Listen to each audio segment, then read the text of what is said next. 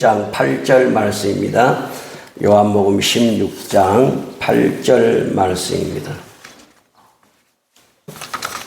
한 절 말씀 우리 다 같이 합독해서 읽겠습니다. 시작. 그가 와서 죄에 대하여 의에 대하여 심판에 대하여 세상을 책망하시리라. 아멘. 다시 한번 읽어볼까요? 그가 와서 죄에 대하여 의에 대하여 심판에 대하여 세상을 책망하시리라. 아멘.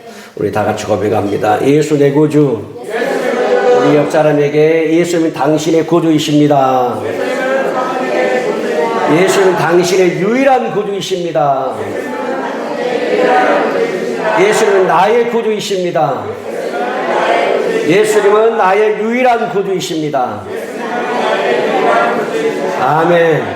우리는 예수님 외에 다른 구원자가 없음을 믿는 사람들입니다. 할렐루야. 이 믿음 때문에 초대 기독교 교회, 한국 초기 기독교 교회에 수많은 사람들이 목숨을 잃었습니다. 이 믿음을 지키다가 우리 성도님도 이 믿음을 끝까지 지킬 수 있기를 축복합니다. 자, 오늘 말씀 제목 한번 같이 읽어볼까요? 성령님의 음성에 민감하라. 자, 누구의 음성에 민감하라고요? 성령의 음성에 민감하라.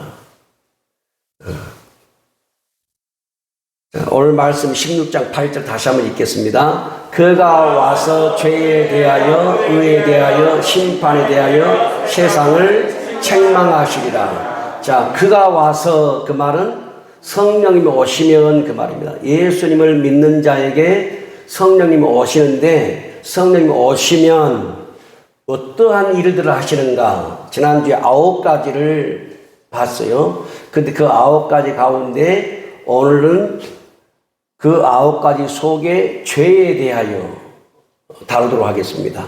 이 죄에 대하여 다루는 거 1시간으로 부족해요. 10시간을 말해도 부족하고 그렇지만 오늘 본문을 중심으로 좀 죄에 대하여 다루도록 하겠습니다.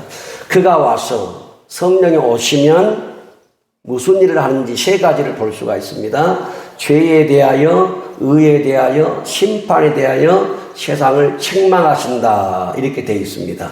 이 책망한다는 단어가 어떤 뜻이냐면 드러낸다 그런 뜻이 있어요. 드러낸다. 무엇을 숨어있는 것을 숨긴 것을 드러낸다. 또 폭로한다 그런 뜻이 있어요. 나는 숨기려고 했는데 나는 숨겼는데 그것을 아는 어떤 사람이 그냥 나팔을 불어서 폭로를 해버리죠.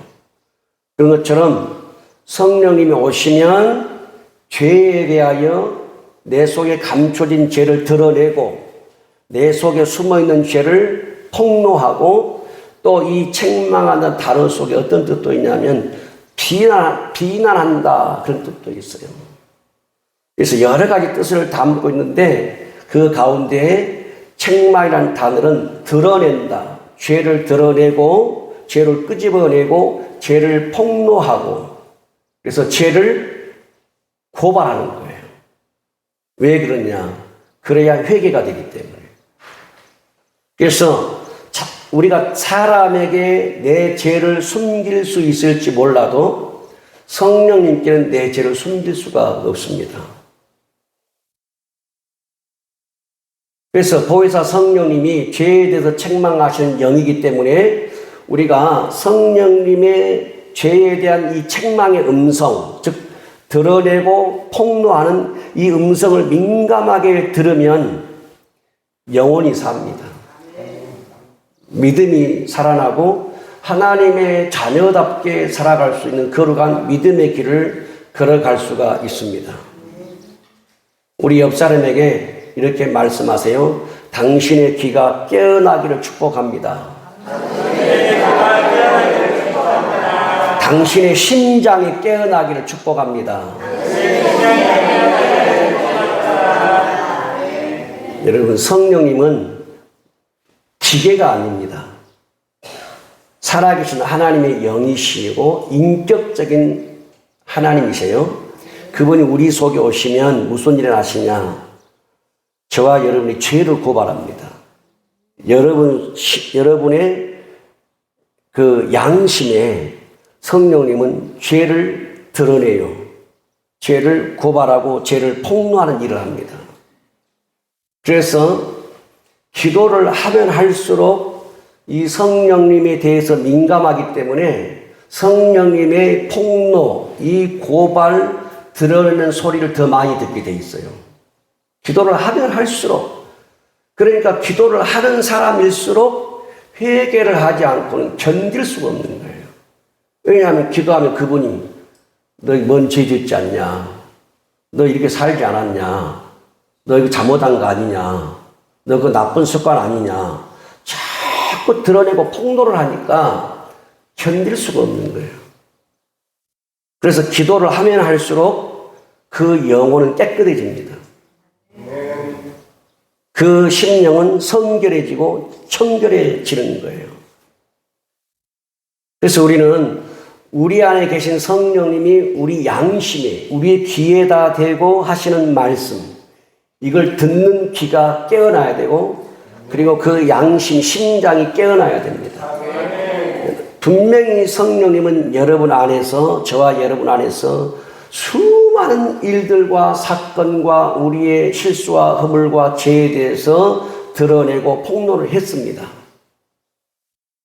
그런데 우리가 귀를 닫아버리고 우리가 마음을 닫아버리니까 그분의 음성이 들리지 않는 것입니다. 내가 죄를 지어도, 내가 불의를 행해도 그 죄가 죄인지를 모르고, 불의가 불인지를 모르고, 불법이 불법인지를 모르고 그것이 옳은 것인 줄 알고 살아가요. 그래서 우리는 오늘 말씀을 통해 죄가 무엇인지를 알아야 되고, 그리고 그 성령의 드러내시고 폭로하는 이 성령의 고발하는 이 음성을 우리가 들어야 우리가 정말 영이 살아서 하나님의 사람으로 살아갈 수가 있는 것입니다. 그러면 오늘 말씀 보니까 그가 오시면 죄에 대하여 책망하신다고 했는데, 그럼 죄가 무엇인 줄 여러분 알아야 됩니다. 죄가 무엇인 줄. 자, 우리가 죄는 윤리적인 죄가 있고, 우리가 도덕적인 죄가 있죠. 뭐, 사기친다, 거짓말한다, 폭행한다, 뭐, 여러 가지 수많은 죄의 종류는 너무 많습니다. 윤리적, 도덕적, 죄들이 많죠. 근데 그런 죄를 지어도 하나님의 심판을 피할 수가 없지만, 이 윤리적, 도덕적 죄보다 더 큰 죄가 있어요. 더 무서운 죄가 뭐냐면 영적인 죄입니다. 영적인 죄. 그게 뭐냐면 하나님의 아들을 믿지 않는 죄입니다. 하나님의 아들 예수님을 믿지 않는 죄예요. 근데 우리가 죄에 대해서 원어를 볼 때에 죄를 성경에서 하마르티아라고 그래요. 하마르티아. 그게 뭐냐면 활을 쏘는 궁수 있죠. 궁수가 활을 딱 당겨가지고 어디다 활을 쏘죠? 관역이죠. 관역. 타켓. 관역에다가 딱 쏜단 말이에요. 그래서 관역에 꽂히면 이게 백발백중이죠. 그런데 죄는 뭐냐면요, 궁수가 관역을 향해서 활을 쐈는데 활이 관역 밑에 떨어져 버렸어요. 그래서 뭐냐, 미달. 따라 미달되어 버린 거예요. 두 번째 화살을 탁 쐈는데 옆으로 가버렸어요. 뭐라고 하냐? 이탈. 따라서 이탈. 다시 세 번째 화살을 탁 쐈는데 관역을 넘어가 버렸어요. 이거 따라서 지나침. 그럼 죄가 뭐냐? 죄가 돼요. 관역은 우리 신앙생활을 바르게 잡아주는 하나님의 말씀이 관역이에요. 이해됐죠? 성경은 저와 여러분의 영적인, 윤리적, 도덕적, 바른 삶을 살도록 가르친 표적이고 타켓이고 관역이라는 거예요. 이 관역에 내가 미달된 삶을 산다, 이탈된 삶을 산다, 넘어간 삶을 산다, 이걸 하마르티아라고 그래요. 이것이 뭐냐? 죄다.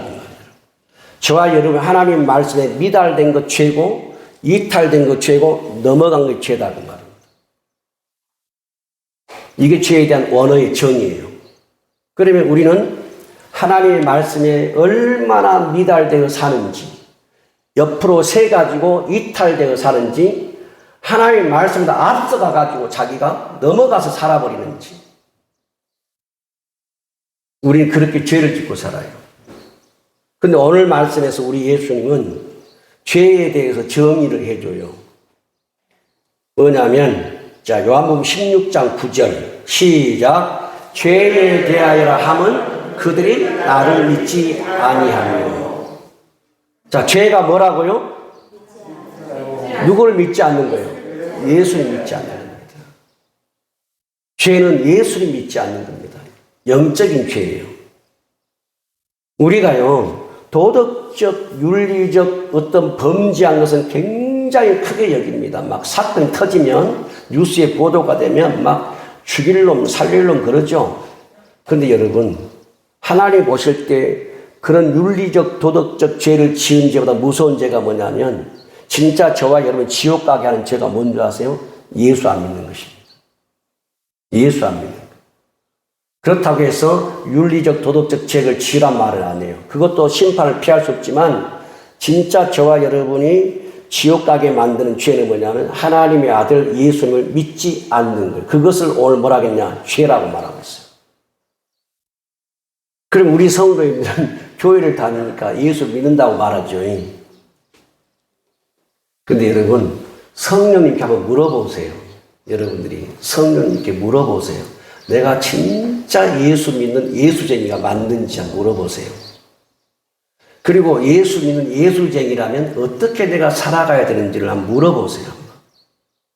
성령은 우리 안에서 가르쳐 주시고 생각나게 해주시고 깨닫게 해주시고 때로는 보여주시고 느끼게 해주셔요. 그러니까 교회를 다니지만 예수를 안 믿는 사람도 있을 수 있다는 거예요. 예수님 알기를 교회를 다니면서도 성인처럼 성자처럼 군자처럼 생각하고 교회를 다니는 사람도 있을 수 있어요. 교회를 다니지만 그냥 종교적 행사로 교회를 다닐 수가 있어요. 우리 기독교는 예수 그리스도를 구주로 믿음으로 구원을 받는 겁니다. 지옥 가지 않고 천국 가는 거예요. 그래서 오늘 말씀 보면 사람들이 하나님 앞에서 심판을 받는 이유가 뭐냐면 다른 거 없습니다. 하나님의 아들을 믿지 않기 때문에. 예수를 믿지 않기 때문에. 자, 그러면 요한복음 3장 17절 말씀 봅시다. 시작. 하나님이 그 아들을 세상에 보내신 것은 세상을 심판하려 하심이 아니요 그로 말미암아 세상이 구원을 받게 하려 하심이라. 자, 하나님 그 아들을 예수님을 이 땅에 보내신 것은 저와 여러분을 심판하려고 한 것이 아니라 그 예수로 말미암아 뭐예요? 세상에 구원받게 하려고. 저와 여러분을 구원받게 하려고 하나님의 아들을 보내셨다는 거예요. 그런데 그러니까 이 말씀 뒤집어서 말하면 하나님의 아들, 하나님이 보내신 그 아들을 믿지 않으면 구원이 없는 거예요. 요한복음 3장 18절 볼까요? 시작. 그를 믿는 자는 심판을 받지 아니하는 것이요 믿지 아니하는 자는 하나님의 독생자 이름을 믿지 아니하므로 벌써 심판을 받은 것이니라. 자, 그를 믿는 자는 예수님을 믿는 자는 심판을 받지 않고 믿지 아니하는 자는 하나님의 누구를 믿지 않아요? 독생자의 이름을 예수 그리스도를 믿지 않으므로 그 다음에 뭐라 하겠어요? 벌써 심판을 받았다. 한번 따라서 벌써. 이 벌써란 말이 뭐냐면 이미 지금 그 말이에요. 그러니까 하나님의 독생자 예수 그리스도를 믿지 않는 자는 벌써 심판을 받았어요. 그러니까 여러분 수많은 사람이 이 땅에 살죠. 근데 두 사람이에요. 두 사람. 한 사람은 하나님의 아들 예수를 믿음으로 구원을 받은 사람 한 사람이 살아가고 한 사람은 하나님의 아들 예수 그리스도를 믿지 않음으로 심판받은 사람이 살아가요. 그러면 지금 교회 밖에 수많은 하나님의 아들 예수 그리스도를 믿지 않는 사람은 심판을 받았는데 성경이 뭐라고 말씀하냐면 이미 받아버렸다는 거예요. 그러니까 믿지 않는 사람은 이미 심판을 받은 사람들입니다. 그런데 놀라운 성경은 뭐냐면 저렇게 이미 심판을 받은 사람일지라도 그가 하나님의 아들 예수 그리스도를 믿으면 뭐 한다는 거예요? 구원을 받는다는 거예요. 그게 하나님의 은혜고 사랑의 축복이에요. 그래서 하나님의 사랑은 끝이 없는 것입니다. 결국 여러분 사람은 두 종류입니다. 하나님의 아들 예수 그리스도를 구주로 믿음으로 구원받는 우리 성도들과 하나님의 아들 예수 그리스도를 믿지 않음으로 심판받는 사람들만이 이 땅을 살아갑니다. 그런데 그들의 심판은 이미 받아버렸다는 것인데 그들이 하나님의 심판을 자신이 받았다는 것을 모른다는 것입니다. 하나님의 심판을 받아서 심판의 결과가 뭐였죠? 지옥이죠. 반드시 심판의 결과는 지옥과 천국입니다. 그러니까 심판을 받아서 그가 지옥행 열차를 타고 가고 있다는 것을 모르는 거예요. 모릅니다. 언제 하냐? 죽어갈 때 알아요. 숨 넘어갈 때 압니다. 왜냐하면 사람은 죽어갈 때 누가 데려가거든요. 둘 중에 하나예요. 사탄이 데려가든지 주의 사자들이 데려가든 둘 중에 하나입니다. 그때서야 깨달아요. 근데 그때는 늦었어요. 그러니까 그것을 모르고 사람들이 살아가요. 지금 자기가 심판받아서 지옥행 고속열차를 타고 지옥을 향해 달려가고 있다고 하는 것을 사람들이 모르고 살아간다는 겁니다. 자, 그러면 우리가 믿음이 왜 중요한가 봅시다. 믿음이. 자, 사도행전 16장 30절 띄워주세요. 시작. 그들을 데리고 나가 이르되 선생들이여 내가 어떻게 하여야 구원을 받으리까 하거늘. 자, 이게 무슨 말씀이냐면 바울과 실라가 빌립보에서 복음을 전하다가 일이 좀 꼬여가지고 감옥에 갇히는 일이 생겼어요. 몸이 맞아가지고 막 매를 맞고 채찍에 맞고 이래가지고 막 만신창이가 돼가지고 빌립보 감옥에 갇혀 있는데 그 바울과 실라가 밤중에 막 감옥에서 기도합니다. 찬송합니다. 근데 갑자기 막 옥타가 움직이고 지진이 나고 옥타가 무너지고 손에 손발이 착고가 풀어지고 끊어지고 하면서 완전히 난리가 나버린 거예요. 그러니까 이 간수가 가서 보니까 난리가 나 있어요. 제수를 놓치면 이 간수가 대신 죽어야 돼요. 그러니까 칼을 빼가지고 이 간수가 자기 자살하려고 하는데 바울이 멈추라고 말해요. 우리가 여기서 멈추라. 그리고 이제 그런 대화가 오고 간 뒤에 30절에 보니까 그들을 데리고 나가, 누구요? 바울과 실라를 데리고 나갔단 말이야. 바울과 실라를 데리고 나가서 뭐라고 말하냐면 선생들이여 내가 어떻게 해야 구원을 받으리까 그러는 거예요. 이게 누가 하는 말이? 간수가 하는 말이야. 바울과 실라에게 내가 어떻게 해야 구원을 받으리까. 자, 거기에 대해서 바울이 뭐라고 말하는 거 봅시다. 16장 31절 시작. 이르되 주 예수를 믿으라 그리하면 너와 네 집이 구원을 받으리라. 자, 여기서 누구를 믿으라고 그랬어요? 주 예수를 믿으라. 주 예수 외에는 구원이 없습니다. 아멘. 주 예수님만이 우리의 유일한 구원자이십니다. 아멘. 그래서 바울은 주 예수를 믿으라. 그리하면 너와 너의 집이, 즉 너의 가족들이 구원을 받을 것이다 그랬어요. 아멘. 그래서 여기에서 분명히 믿음이 왜 중요한가 보여줍니다. 믿음이 주 예수를 믿으라는 거죠. 누구를 믿으라요? 예수를. 자, 믿음이 중요한 걸 말씀합니다. 예수를 믿어야 뭐가 따라오기 때문에? 구원이 따라오기 때문에. 그래서 믿음이 왜 중요하냐면 그 믿음은 우리의 구원을 가지고 온다는 거예요. 저와 여러분을 달리 말하면 하나님의 자녀가 되게 하는 일이 천국 들어가게 하는 축복이 일어난다는 거예요. 그래서 믿음이 그렇게 중요해요. 자, 마가복음 16장 16절 시작. 믿고 세례를 받은 사람은 구원을 얻을 것이요 믿지 않는 사람은 정죄를 받으리라. 믿고 하나님의 아들 예수 그리스도를 믿고 구주로 믿고 세례를 받은 사람은 구원을 받을 것이요 믿지 않은 사람은 심판을 받을 것이다 그랬어요. 자, 여기서 보니까 어떤 사람이 구원받아요? 믿는 사람이에요. 누구를 믿어요? 예수를 믿는 사람이에요. 우리 성도님들은 예수님을 믿는 사람들입니다. 예수님이 하나님의 아들이심을 믿는 사람이에요. 예수님이 저와 여러분의 죄를 전부 다 짊어지시고 십자가에 계신 담당하시는 우리의 구원자심을 믿는 사람이에요. 그래서 여러분, 우리 성도님들이 믿음이 크든 작든 가장 중요한 것은 뭐냐? 하나님의 아들 예수 그리스도가 나의 구원자시다. 하나님의 아들 예수 그리스도 외에는 구원자가 없다. 이것을 목숨처럼 여기는 그 믿음을 저와 여러분이 가진다면 우리는 구원받은 백성이에요. 자, 그래서 믿음이 중요한 이유는 뭐냐? 그 믿음이 우리의 구원을 가져오기 때문에 그래요. 자, 그러면 믿음은 구원을 가지고 오는데 왜 사람들이 그런 믿지 않을까요? 우리 옆 사람에게 예수를 믿는 당신은 축복의 사람입니다. 시작. 예수를 믿는 사람은 축복의 사람입니다. 예수님을 믿는 여러분 진짜 축복의 사람이에요. 복의 사람이에요. 왜냐하면 우리는 구원을 받았기 때문에. 그러면 왜 수많은 사람들이 왜 예수님을 믿지 않을까요?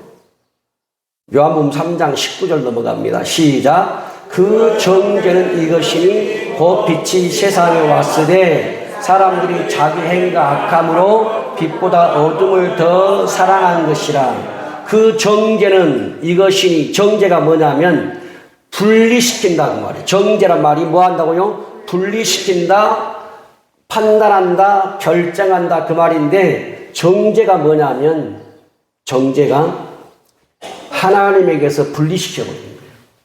여러분, 하나님에게서 분리된 자만이 지옥 갑니다. 여러분. 그러면 그 정죄는 이것이니, 그 심판은 이것이니, 빛이 세상에 왔을 때, 이 빛은 누구를 말하죠? 예수님을 말해요. 예수님이 이 땅에 왔을 때 사람들이 자기 행위가 악함으로 빛보다, 예수님보다 어둠을 더 사랑하는 것이라 이렇게 되어 있어요. 그러면 사람들이 예수님을 믿지 않는 이유를 보면 이렇게 되어 있습니다. 내 행위가 악함으로 빛보다 어둠을 더 사랑하기 때문이다 이렇게 되어 있어요. 이게 무슨 말씀이냐면, 여러분, 사람은요 자기의 행위가 나쁜지 좋은지 악한지 선한지 알까요 모를까요? 다 알아요. 여러분. 다 압니다. 얘기를 또 알아요. 이게 나쁜 짓인지 좋은 짓인지 옳은 행동인지 옳지 않은 행동인지 다 알아요. 그런데 그럼에도 불구하고 내 행동이 나쁘고 악하고 선하지 않다는 것을 알면도 불구하고 왜 그 나쁘고 악한 것을 그렇게 할까? 왜 그렇게 자기 행동이 옳지 않고 나쁘고 악하다는 걸 알면서도 왜 그렇게 계속 나쁜 짓을 하고 악한 짓을 하고 옳지 않은 행동을 할까? 좋은 것보다, 빛보다, 선한 것보다, 예수보다 나쁜 것을 더 사랑하기 때문이라는 거예요. 주님의 말씀이. 여러분 이해됐어요 이제? 왜 자기 하는 행동이 나쁘고 옳지 않고 악한 것인지 본인이 분명히 안다고요. 아는데도 왜 그걸 버리지 못하고 끊어버리지 못하고 자꾸 빛 가운데 주님에게 예수님께 나가지 못하고 그걸 붙잡고 있을까? 예수님이 뭐라 하겠어요? 빛보다 어둠을 더 사랑하기 때문이다. 여러분, 저와 여러분이 죄를 끊지 않으면요 주님보다 죄를 더 사랑하기 때문입니다. 이게 성경 말씀이에요. 저와 여러분이 옳지 않은 행동을 끊어내지 못하고 버리지 못하고 계속 하는 거 있죠. 그건 뭐냐? 예수님보다 그걸 사랑하기 때문입니다. 성경에서는 하지 마라가 수없이 많아요. 하라 수없이 많아요. 그런데 하라는 걸 하지 않고 사람은 묘해가지고 하지 말라고 해서 합니다. 그럼 왜 한다는 거예요? 그것을 하는 이유가 뭐예요? 누구보다 누구를 더 사랑한다는 거예요? 예수님보다 나쁜 걸 더 사랑한다는 거예요. 그게 바로 3장 19절. 다시 한번 시작. 그 정죄는 이것이니 곧 빛이 세상에 왔으되 사람들이 자기 행위가 악함으로 빛보다 어둠을 더 사랑하는 것이라. 자기 행위가 악하면 이걸 버릴 줄 알아야 되고 끊을 줄 알고 회개할 줄 알고 내가 이 죄에서 내가 떠나서 구원받아야 되겠다라고 해야 되는데 이게 안 된다는 거예요. 왜냐하면 악을 사랑하기 때문에. 근데 여러분 성경을 보면 악은 어둠으로 상징하고 있어요. 악은 어둠, 캄캄한 어둠으로 상징하고 진리는 빛으로 묘사하고 있어요. 그래서 사람들이 예수님을 믿지 않는 것은 뭐냐면 악의 출처는 어디일까요? 악의 출처는 사탄이거든요. 죄를 짓는 자마다 누구에게 속했다겠어요? 마귀에게. 요한일서 3장 8절에 보니까 죄를 짓는 자는 마귀에게 속했어요. 그러니까 마귀는 어둠의 대명사예요. 어둠에 속해 있어요. 그러니까 오늘 저와 여러분이라도 죄를 지을 때는 누구한테 속했다는 거예요? 마귀에게 속한 것입니다. 비록 하나님의 자녀들이지만 죄를 짓는 그 순간은 마귀에게 내가 속해오고 있는 거예요. 그럼 왜 죄를 지어요? 빛보다 어둠을 더 사랑하기 때문입니다. 우리 성도님들이 신앙인으로서 주님의 백성으로서 해서 안 될 행동이나 이런 거 한다면 뭐냐면 그걸 여전히 지금도 사랑하고 있다는 증거입니다. 그걸 끊지 못하고 버리지 못하는 것은 뭐냐면 그걸 더 주님보다 사랑한다는 증거입니다. 그러니까 계속 똑같은 죄를 반복적으로 짓고 짓는 거예요. 여러분 어둠이 제일 싫어하는 것이 뭔지 아세요? 어둠이 제일 싫어하는 거 빛입니다. 빛이 있기 때문에 어둠이 드러나는 거예요. 그러니까 어둠은요 빛만 없으면 어둠 천지가 세상 천지가 어둠이 되는 거예요. 근데 빛이 탁 들어가니까 어둠이 사라진단 말이에요. 그러니까 어둠이 제일 싫어하는 것은 빛입니다. 저 빛만 없다면 이 세상이 내 세상인데 저 빛만 없다면 저 예수만 없다면 저 사람은 내 것인데 내 밥인데 저거 지옥 가는데 그런데 빛이 있어요. 예수가 있어요. 그러니까 이 어둠이 사탄이 누구를 제일 싫어하냐? 빛을 싫어해요. 예수를 제일 싫어하는 거예요. 악이 제일 싫어하는 것이 있습니다. 악이. 그게 선이에요. 선이 있기 때문에 악이 드러나는 거예요. 선이 없으면 악인 줄 몰라요. 근데 선이 딱 있으니까 이게 악인 줄 알아. 나쁜지 안단 말이에요. 그렇기 때문에 악은 뭘 제일 싫어하냐? 선을 싫어합니다. 악은요, 선하게 사는 사람을 제일 싫어합니다. 선한 행동을 제일 싫어해요. 선한 걸 제일 싫어해요. 왜? 자기가 노출되기 때문에. 그래서 악한 사람들은 오늘 예수님 말씀 보니까 자기의 악하고 나쁜 행위가 노출될까봐, 드러날까봐 누구 앞에 못 간다는 거예요. 예수님 앞에 못 간다는 거예요. 자기 죄가 드러날까 봐서, 자기 죄가 노출될까 봐서 빛 가운데 못 나간다는 거예요. 그 말은 반대로 말하면 그 사람이 어둠을 얼마나 사랑하고 있는가를 여러분 생각해 보라는 거예요. 그러니까 이런 걸 볼 때 우리 성도님들이 세상 사람들 볼 때 왜 저 사람 저렇게 살지? 저렇게 나쁜 짓을 하고 살지? 악한 짓을 하고 살지? 여러분 이해가 되죠? 왜냐하면 어둠에 속해 있고 어둠을 너무 사랑한다는 거예요. 죄를 너무 사랑하는 거예요. 그런데 그것이 뭐냐면 지옥 가는 티켓이라는 거예요. 자기가 이미 심판을 벌써 받아서 지옥행 지금 열차를 타고 가고 있어요. 근데 모를 뿐이에요. 근데 죽을 때 그 순간에 그걸 깨달아요. 죽을 때 그 순간에.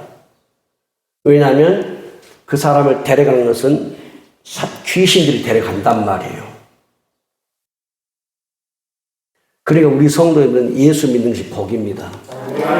예수님 믿고 우리가 임종 때에도요, 우리 예수 믿는 성도들은 누가 데려가는 천사들이 데려갑니다. 천군 천사 데려가요. 그러니까 성도들의 죽음은 두려움이 없어요.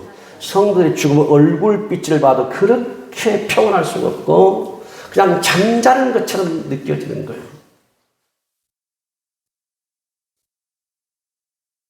여러분, 부모님의 책망을 잘 들은 사람들은 효자가 됩니다.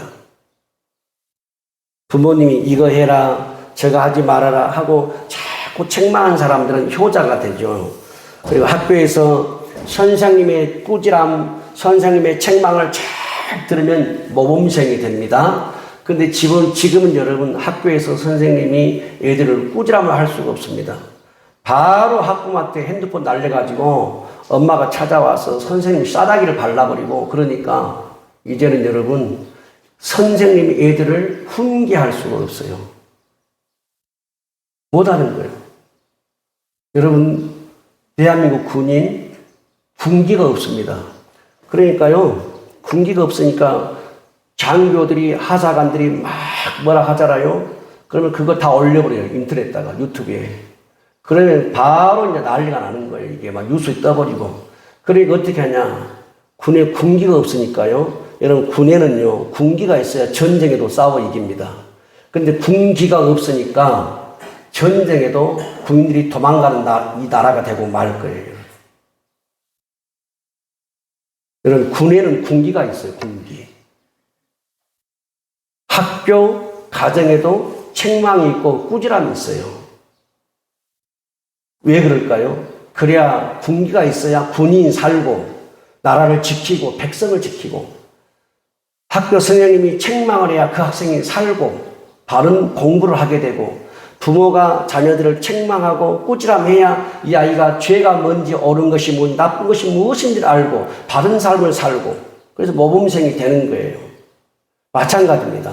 성령님의 드러나심, 성령님의 책망, 성령님이 우리의 죄를 드러내고 우리의 죄를 폭로하는 것, 이건 성령님이, 하나님이 저와 여러분을 사랑하기 때문에 그렇습니다. 하나님이 저와 여러분을 사랑하기 때문에 죄를 폭로시킵니다. 사람에게 폭로시키는 게 아니라 여러분의 양심에다가 성령님이 폭로를 시킵니다. 그 죄라고, 그것이 옳지 않은 거라고, 바른 믿음으로 살라고. 그래서 그 성령님의 죄의 드러내심, 폭로하심을 잘 듣고 순종하는 사람은요, 진짜 신앙의 모범생이 되는 겁니다. 하나님의 위대한 사람이 될 수가 있어요. 그래서 저도 그렇고 우리 성도 그렇고 성령님의 음성에 한치도 우리가 벗어나지 않으려고 몸부림을 쳐야 됩니다. 그래야 우리가 이 구원받는 길에 지장 없이 믿음의 길을 걸어갈 수 있어요. 성령님은 우리가 말씀대로 사는지 안 사는지 성령님은 책망하세요. 성령님은 우리가 신앙생활을 바르게 하고 있는지 바르게 하고 있지 않는지를 책망하십니다. 여러분, 밭에다가 지금 여러분들이 마늘도 심고 양파도 심고 깨도 심고 고추도 심고 뭐도 심었잖아요. 그러면 그거 다 놔두십니까? 네? 열매 맺을 때까지 가만 놔둬버린가요? 그게 아니죠. 제가 보니까 우리 성도님들이 수시로 밭에 나가서 풀을 뽑고 논에 가서 피를 뽑고 비료를 주고 이거 잘 자랐는가 보고 하더만요. 보니까 제가 그걸 보면서 이런 생각도 해봤어요.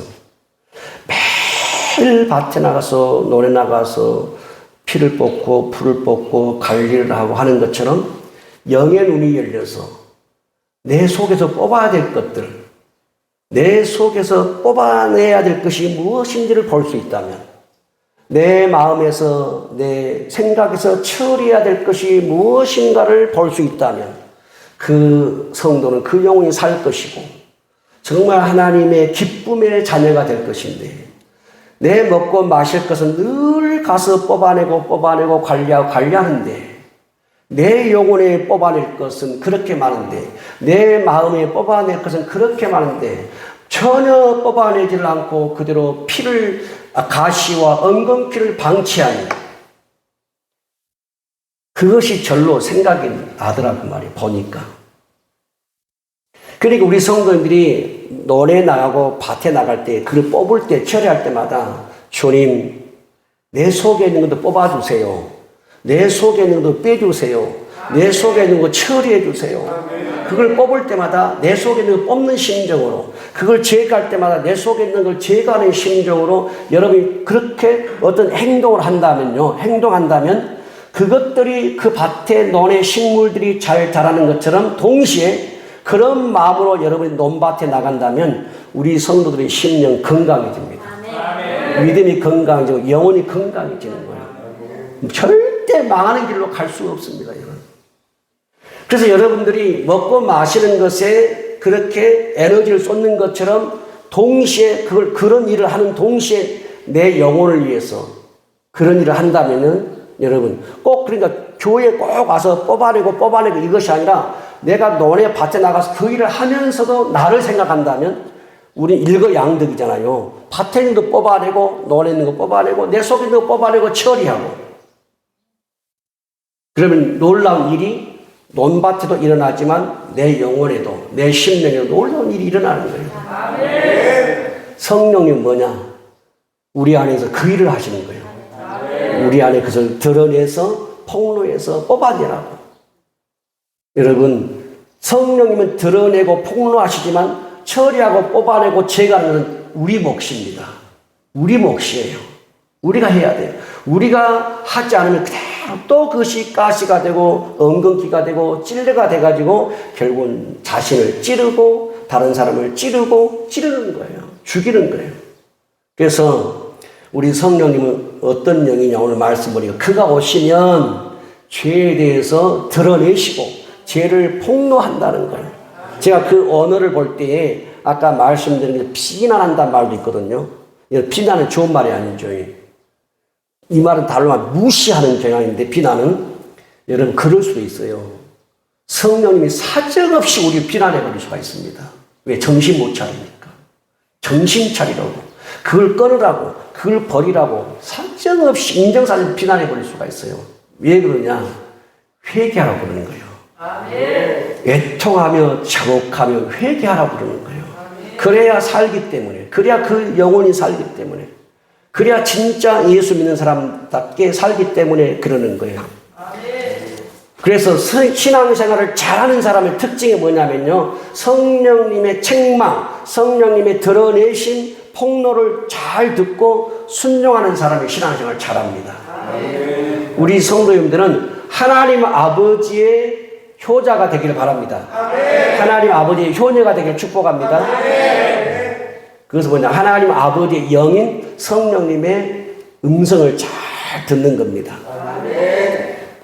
주님께서 이렇게 말씀했습니다. 누가복음 6장 46절 볼까요? 누가복음 시작. 너희는 나를 불러 주여 주여 하면서도 어찌하여 내가 말하는 것을 행하지 아니하느냐 그랬어요. 여기 보니까 너희는 나를 불러. 저와 여러분들이 예수님 뭐라고 부르죠? 주여 주여 불러요. 주여 주여. 그 말은 키리오스 그 말인데 이걸 영어로 말하면 주님, 주인님 그 말이에요. 로드인데 로드가 대문자로 쓰이면 주님, 소문자로 쓰이면 주인님 그 말이에요. 그러니까 우리 예수님은요 구원자 주님이 되기도 하고 우리의 영과 혼과 육을 주관하는 주인님이 되기도 해요. 여러분. 그러니까 예수님이 무슨 말씀이냐면 지금 너희가 나를 부르기를 주인님, 주님 이렇게 늘 부르지 않느냐. 그러면 너희가 나를 주님이요 주인님이라고 부른다면 어떻게 해서 내가 말하는 것을 행하지 않느냐 이렇게 묻는 거예요. 그 말은 뭐냐. 저와 여러분이 예수님을 주인님, 주님이라고 부른다면 우리는 종이죠. 종이에요. 그러니까 종은 주인님의 말을 들어야 되고 종은 주인의 말을 들어야 돼요. 주님의 말을. 그런데 입으로는 주인님 하는데 몸은 말을 안 들어버린 거예요. 그게 이중적이죠. 그게 죄라는 거예요. 그러면 이 말씀 뭐냐면 예수님을 잘 믿는 사람의 특징이 있다는 거예요. 뭘까요? 이 말씀 보면 예수님을 잘 믿는 사람의 특징이 뭘까요? 말하는 것을 뭐하는 사람? 행하는 사람이라는 거예요. 그게 뭐냐면 자 우리는요 입으로도 신앙 고백을 하죠. 예수님을 주라 신앙 고백이죠. 그런데 그분이 하는 말씀을 몸으로 실천하는 것은 몸의 신앙 고백이에요. 여러분. 그래 우리는 뭐냐면 입술의 신앙 고백과 몸의 신앙 고백이 일치해야 된다. 똑같아야 된다 그 말이에요.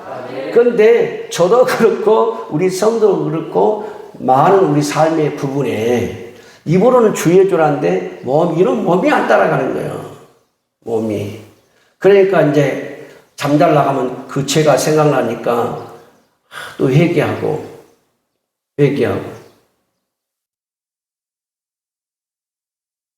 저도 오늘 이제 그 새벽에도 기도하면서 성령님 저의 손을 쓰십시오. 성령님 저의 발을 쓰시고 성령님 저의 두 눈을 쓰시고 두 귀를 쓰시고 입을 쓰시고 또 이렇게 지체를 다 쓰십시오. 이렇게 고백을 했어요. 이렇게 써달라고. 근데 어떨 때는 제가 기도한 의도와 다르게 이 눈이 다른 데 갈 수가 있고 손이 다른 데 갈 수가 있어요.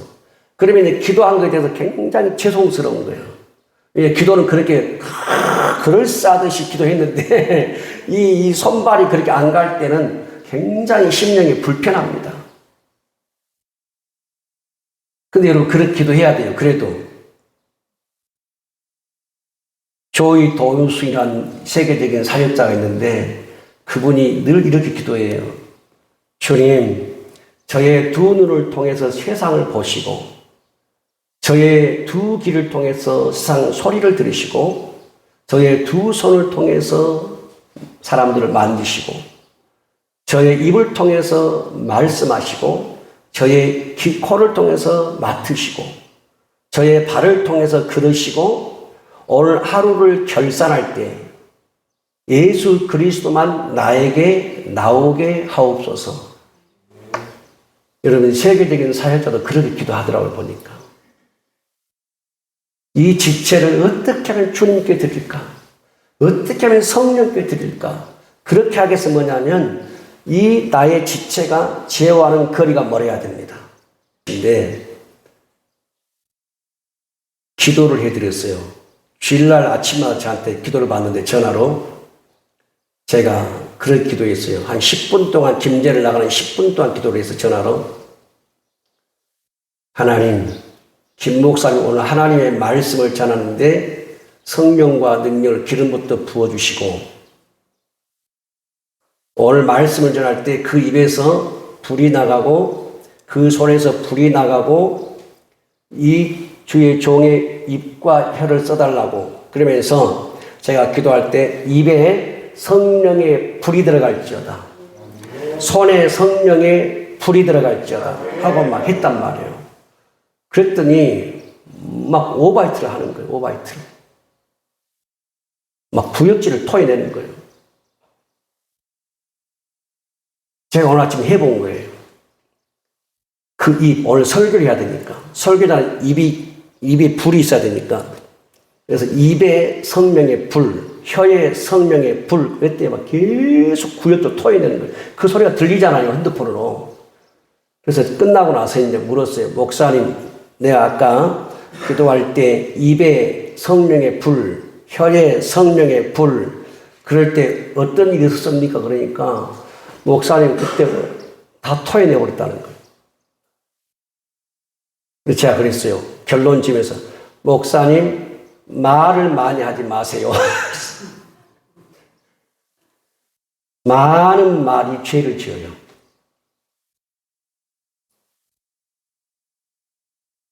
근데 그분이 오늘 제가 한 설교를 분명히 봅니다. 유튜브에서. 여러분, 저와 여러분이 성령의 쓰시는 도구가 되려면 성령의 소리를 들어야 됩니다. 우리 손으로 짓는 죄, 귀로 짓는 죄, 눈으로 짓는 죄, 발로 가는 장소에 짓는 죄, 이것을 성령님이 폭로를 해요. 너 왜 가느냐? 거기 가느냐? 너 왜 그거 만지느냐? 너 왜 그걸 보느냐? 폭로해요. 그런데 그 소리를 잘 듣잖아요. 예민하게, 민감하게. 그러면 이런 분들은 영이 깨끗해지고 청결해지고 정결해지고 거룩해져서 성령님 그 사람의 지체를 쓰기 시작해요. 그분의 손과 발을, 입과 혀의 말을 쓰기를 시작해요. 그래서 성령님은 우리 안에서 우리가 들은 예수님의 말씀을 행하도록 이끄시고 들은 말씀을 실천하지 않을 때 책망하셔요. 그래서 우리 성도님들은 저와 여러분의 생각이 성령의 책망을 이기는 사람이 되려고 하지 마십시오.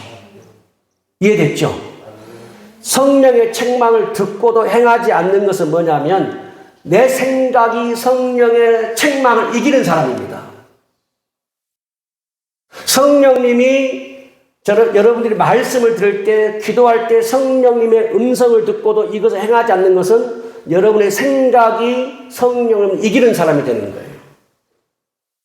저와 여러분이 성령을 이길 때 성령님은 우리를 쓰지 않습니다. 성령님은 저와 여러분이 굴복할 때 쓰기 시작합니다. 우리의 사지가, 우리의 마음이, 심장이 성령께 굴복할 때 성령 그 사람을 쓰기를 시작해요. 여러분, 성령님은 정말 좋은 부모님과 같습니다. 여러분, 진짜 부모님은 뭐냐면 자녀를 꾸지람할 줄 알고 책망할 줄 아는 게 진짜 부모입니다. 그냥 오냐 지금 애들이 하나만밖에 안 나니까요 무조건 오냐입니다. 제 친구 목사는 아들이 하나예요.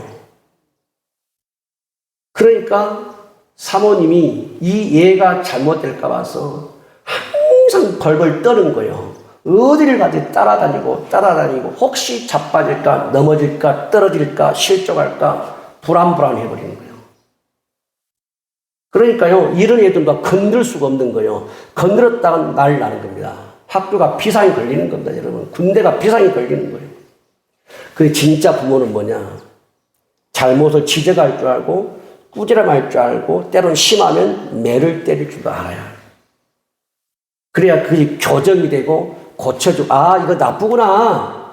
이거 잘못됐구나. 이거 하면 안 되구나. 하고, 바른 인격이 형성이 되는 거예요. 똑같아요. 성령님은 진짜 좋은 부모와 같아서 그 꾸지람을 통해서 저와 여러분을 하나님의 사람으로 살아가게 하는 영입니다. 성령님은 좋은 부모와 같아서 저와 여러분을 꾸지람해서 예수님의 사람으로 살아가게 만드는 하나님의 영이에요. 성령님은 저와 여러분을 진짜 성도답게 살도록 만들어가는 하나님의 영입니다. 하나님이 그 영을 우리 안에 부어주셨어요. 그래서 우리가 기도할 때 우리는 성령님의 음성을 들을 수가 있고, 설교를 들을 때도 성령의 음성을 듣고 그분의 폭로와 드러내심을 내가 깨닫게 할 수가 있어요. 그렇게 성령의 음성을 민감하게 잘 듣고 잘 반응한 사람은요, 하나님 아버지께 잘 반응하는 것입니다. 그러면 그 하나님은 우리가 육신의 부모도 정말 순종한 자녀에게 뭘 더 주잖아요. 막 주고 싶잖아요. 그런 것처럼 성령님도 마찬가지, 하나님도 성령의 음성에 민감해서 반응하고 순종하는 사람에게 계속 주시는 거예요. 보너스를 주는 겁니다. 은혜를 주는 겁니다, 여러분.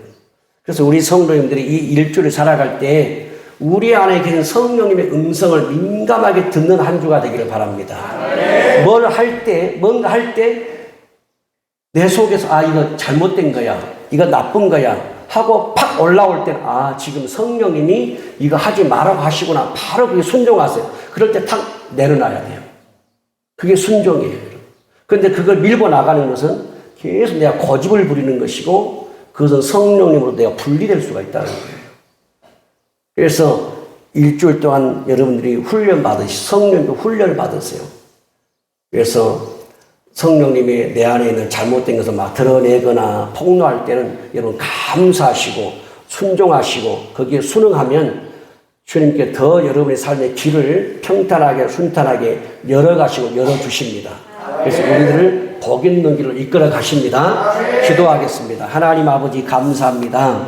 우리에게 보혜사 성령님을 주셔서 우리 안에 있게 하시고, 성령님은 우리 안에 가만히 계신 분이 아니라 성령 우리에게 은사를 주기도 하시지만, 능력을 주기도 하시지만, 성령님은 우리의 죄를 폭로하고 드러내셔서 하나님의 자녀답게 거룩한 영성을 가진 사람으로 살아가도록 훈련시키십니다.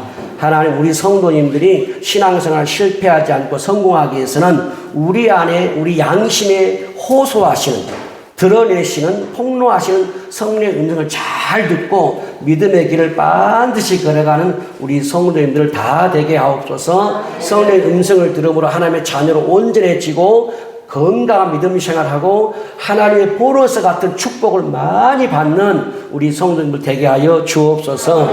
예수님의 이름으로 기도합니다. 아멘.